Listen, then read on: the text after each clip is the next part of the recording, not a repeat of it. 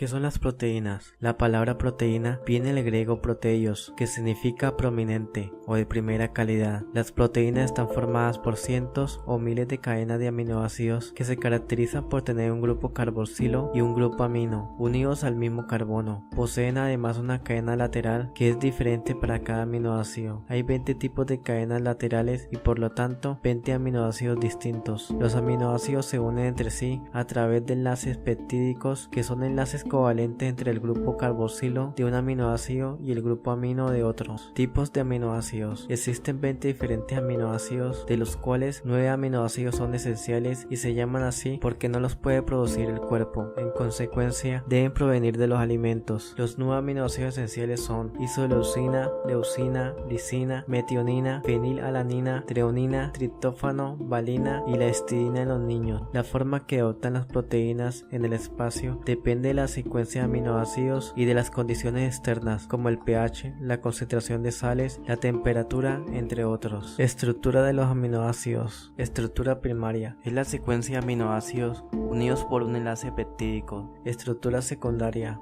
es el plegamiento de la cadena polipéptida por puentes de hidrógeno. Hay dos clases de esta estructura: la alfa, que se forma al enrollarse helicoidalmente sobre sí misma; la estructura beta, cuando su plegamiento es en zigzag, denominado disposición en lámina plegada. Estructura terciaria es una estructura globular que se forma al plegarse sobre sí misma la estructura secundaria. Estructura cuaternaria se forma mediante enlaces débiles de varias cadenas polipéptidas de varias estructuras terciarias. Ahora miremos algunas de las clasificaciones de las proteínas. Fibrosas. Son insolubles en agua y en disoluciones acuosas. Algunos ejemplos de estos son queratina, colágeno y fibrina. Globulares. Se caracterizan por doblar sus cadenas en formas esféricas, dejando grupos hidrófobos hacia adentro de la proteína y grupos hidrófilos hacia afuera, lo que hacen que sean solubles en disolventes polares como el agua. La mayoría de las enzimas, anticuerpos, algunas hormonas y proteínas de transporte son ejemplos de proteínas globulares. Mixtas. Posee una parte fibrosa comúnmente en el centro de la proteína y otra parte globular en los extremos. Clasificación según su solubilidad. Albúminas, solubles en agua y soluciones salinas diluidas. Ejemplo, la ovoalbumina.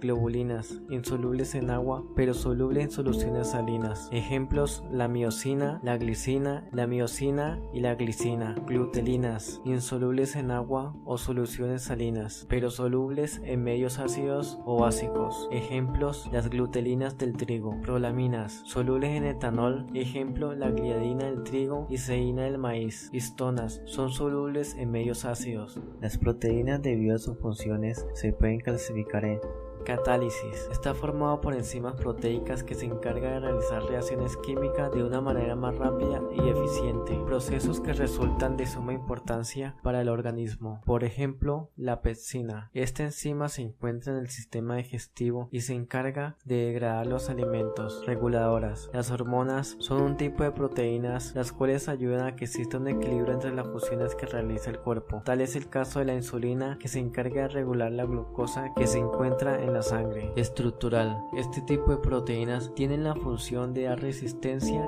y elasticidad que permite formar tejidos, así como la de dar soporte a otras estructuras. Este es el caso de la tubulina defensiva. Son las encargadas de defender el organismo. Glicoproteínas, que se encargan de producir inmunoglobulinas que defienden el organismo contra cuerpos extraños, o la queratina, que protege la piel. Transporte. La función de estas proteínas es llevar sustancia a través del organismo a donde sea necesario. Proteínas como la hemoglobina, que lleva el oxígeno por medio de la sangre. Receptoras. Este tipo de proteínas se encuentran en la membrana celular y llevan a cabo la función de recibir señales para que la célula pueda realizar su función, como la acetilcolina, que recibe señales para producir la contracción. Desnaturalización de proteínas. Las proteínas se encuentran con una conformación muy específica a través de interacciones entre aminoácidos debido a las fuerzas de Van der Waals, puentes de hidrógeno o enlaces disulfuro, pero estas uniones se pueden alterar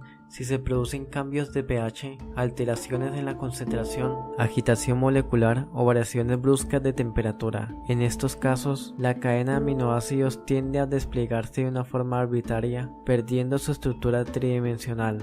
Un ejemplo de esto está en la cocción de la clara de huevo, y de acá podemos hablar de las propiedades funcionales, que son principales propiedades de las proteínas para formar distintas estructuras en los alimentos como espumas, emulsiones, geles y masas. Aunque son estructuras con características muy diferentes, todas tienen en común que se forman a partir de proteína desnaturalizada.